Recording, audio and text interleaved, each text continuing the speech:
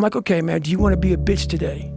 Do you want to feel like a little bitch? Do you want to walk around all day knowing that you could, but you didn't? You need to put yourself in uncomfortable situations and uncomfortable scenarios, okay?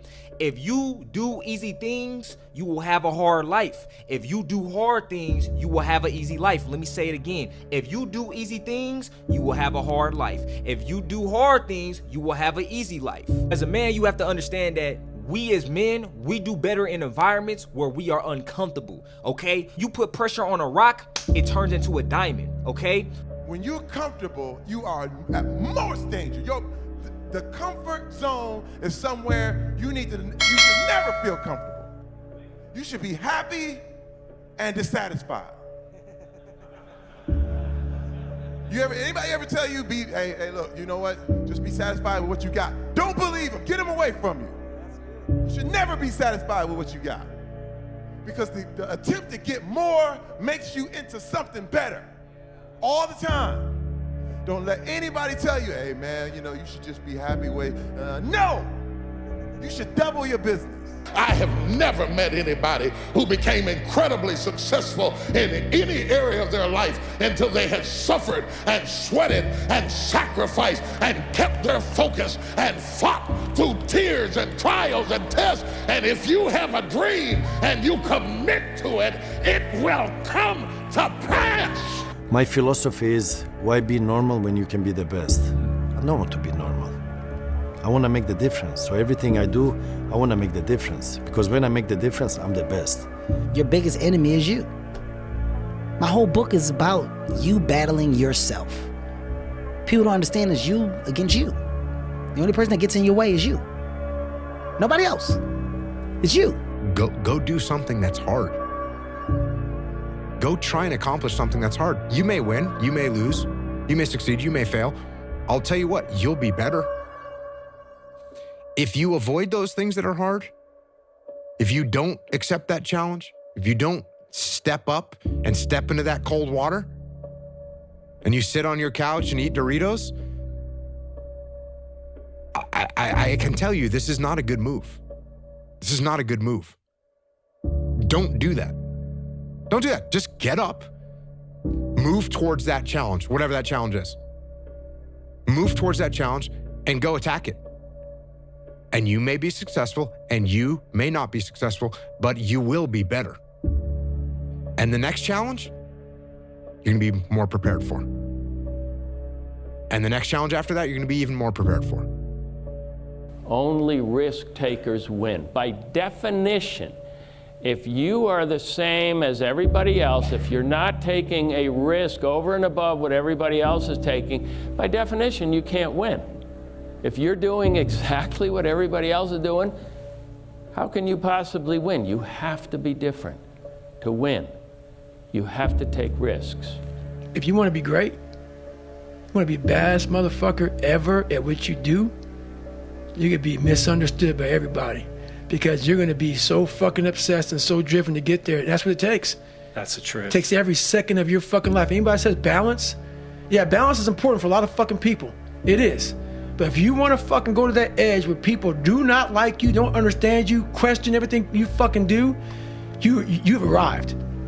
When you are misunderstood to the point where fucking people think you're psycho and you're nuts and you're this and that, why are you in the fucking gym at 1 o'clock in the fucking morning? You just got through doing an op for fucking 13, 14 hours after Ranger School, man, at the gym.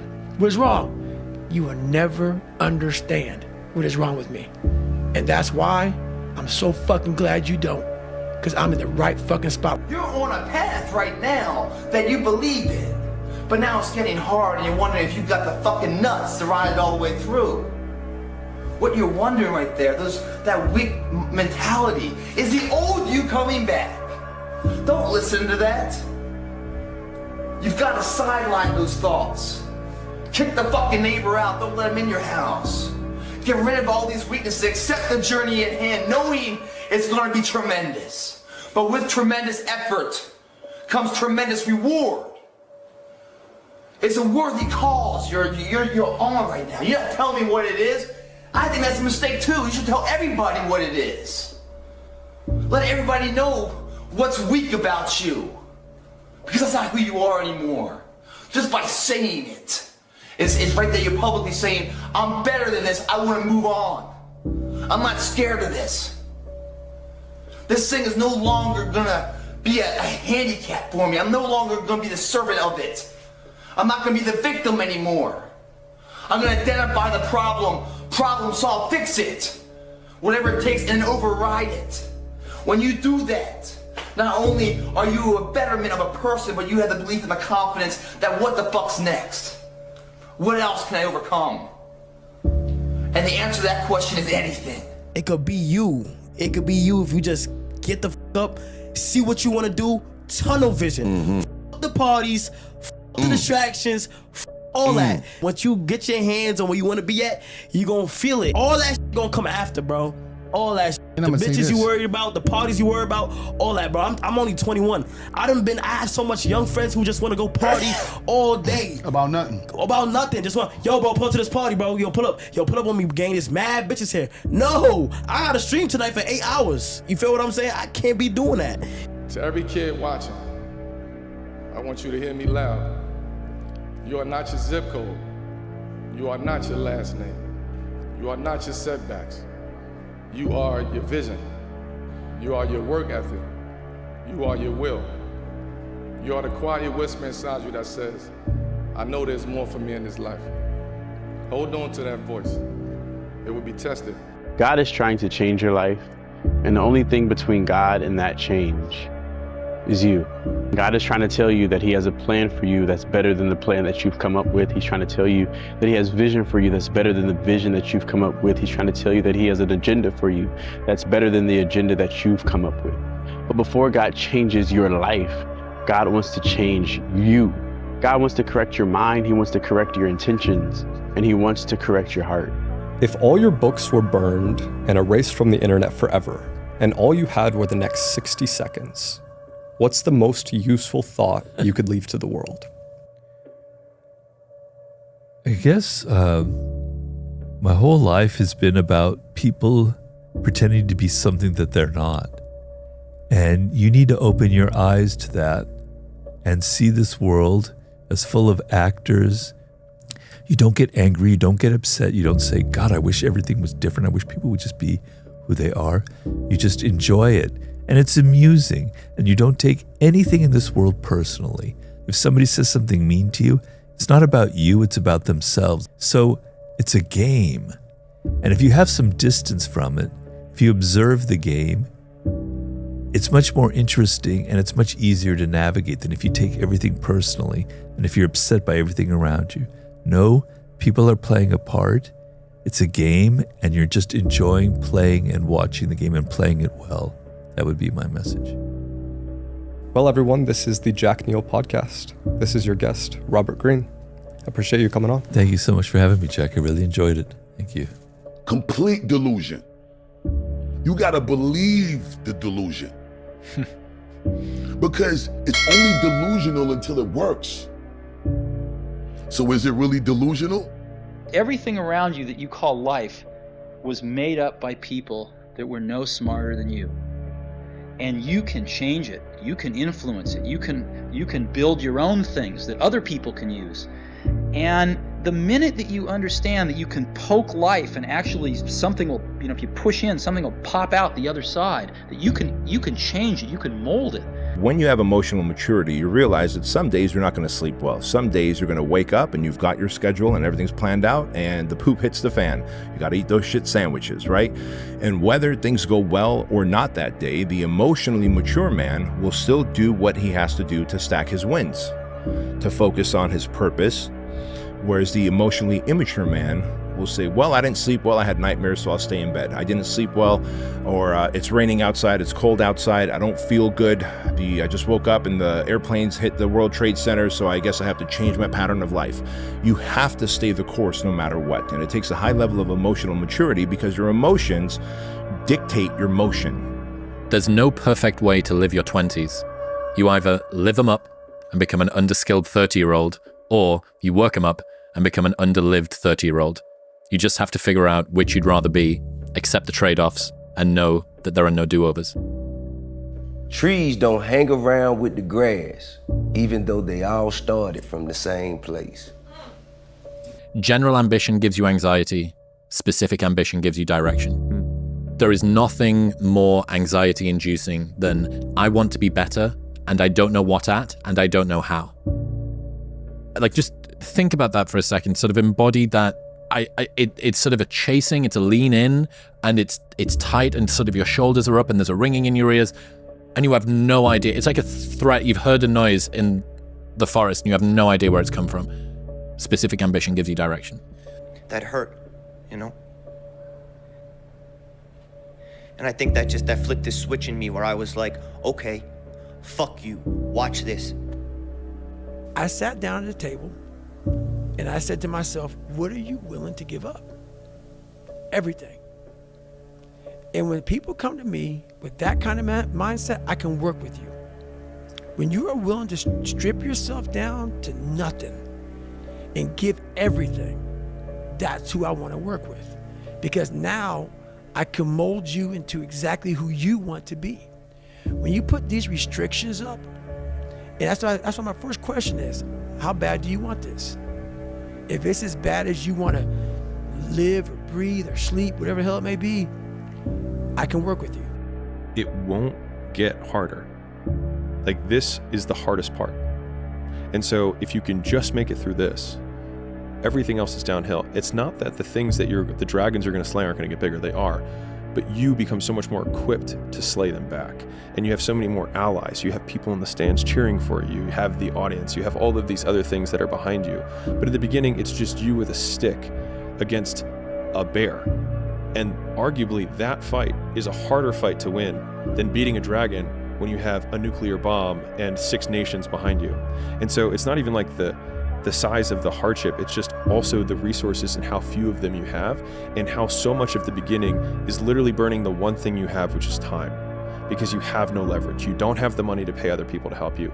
You don't have the resources to go like get someone no one can learn it for you. It's like there's a lot of the things that we care about a lot, like no one can work out for you. It doesn't matter how much money you have.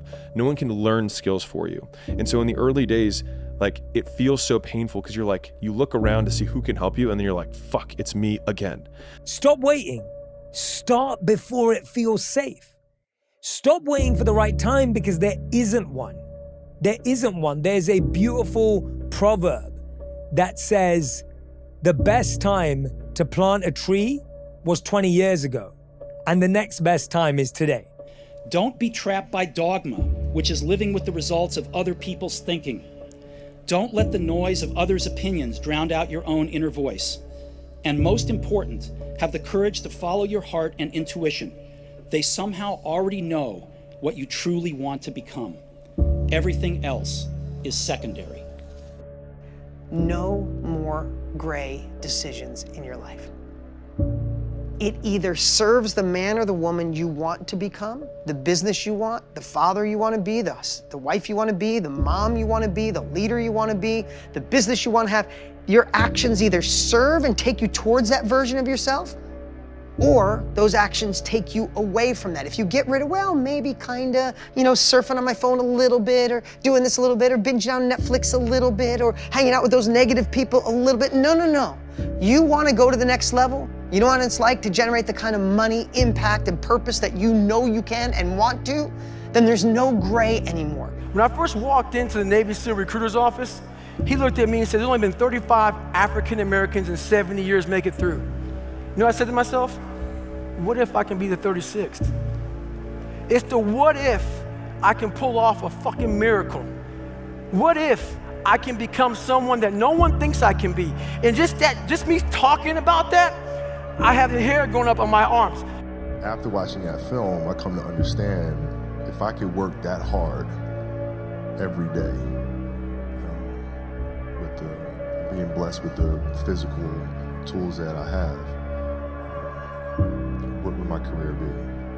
And I made a promise to myself from that day that I was going to work that hard every single day, so that when I do retire, I have no regrets.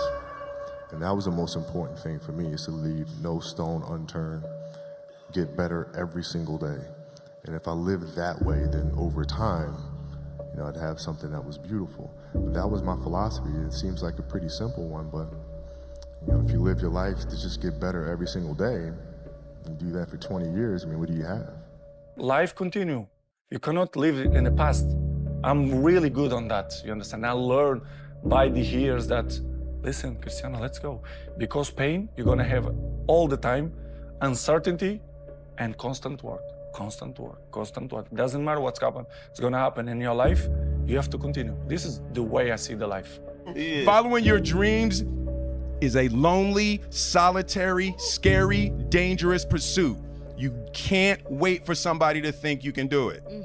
And it's like, because they don't think you can do nothing they can't do. Exactly, bingo. Right? You know what I mean? It's like, it's a lonely, scary, dangerous pursuit, and you got to be willing to risk everything to become that seed of what you believe is in there. You got to be fearless. You got to be relentless. Everybody has dreams, and as much as you want to be able to listen a little bit, because somebody's going to give you a gem, but nobody knows but you. You can't get advice on what you should do with your life, right? Nobody knows what you are. Like even sometimes you don't really even know what you are. You got to take your shot. And it's like, as much as you want people to agree and you want the people around you to be supporting your dreams and all, it's not going to be like that all the time. You got to do it alone. I'm not sure how many of you are familiar with Greek mythology, but my favorite myth is the story of Icarus. Icarus was the son of Daedalus, a brilliant inventor. The two were imprisoned on an island, and to escape their captivity, Daedalus crafted wings made of feathers and wax. But before they took off, he warned his son, "Don't fly too high, or the sun will melt the wax. Don't fly too low, or the sea will swallow you. Stay in the middle. Stay safe." But once Icarus took flight, soaring through the sky, wings stretched wide, the world opened beneath him, something changed. He didn't want to stay in the middle. He wanted to know what it meant to fly. So he soared higher and higher, straight towards the sun. And yes, the wax melted, the feathers came apart, and he fell. But here's what they don't tell you. Icarus didn't scream, he didn't regret, but he laughed.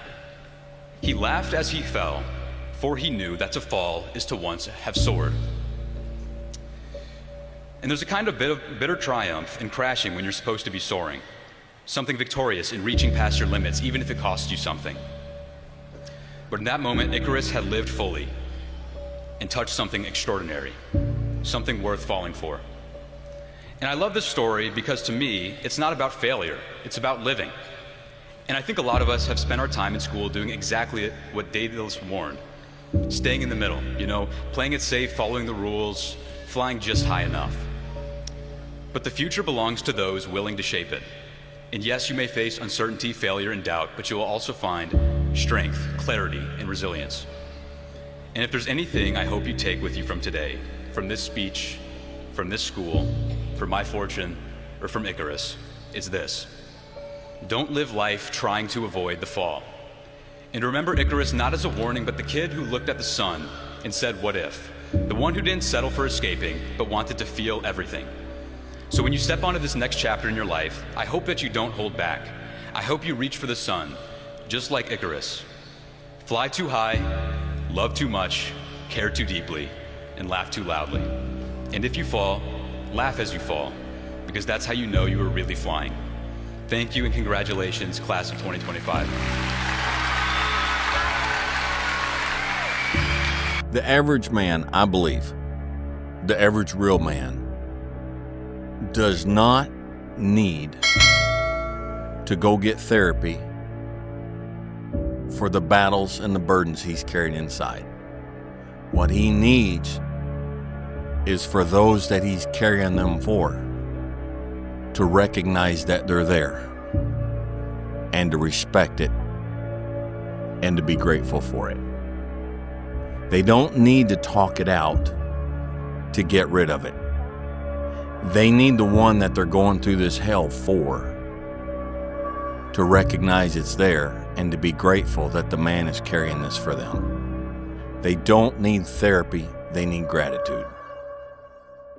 And you're gonna fail, and you're gonna fail, and you're gonna fail, and you're going to fail, and then you're going to win.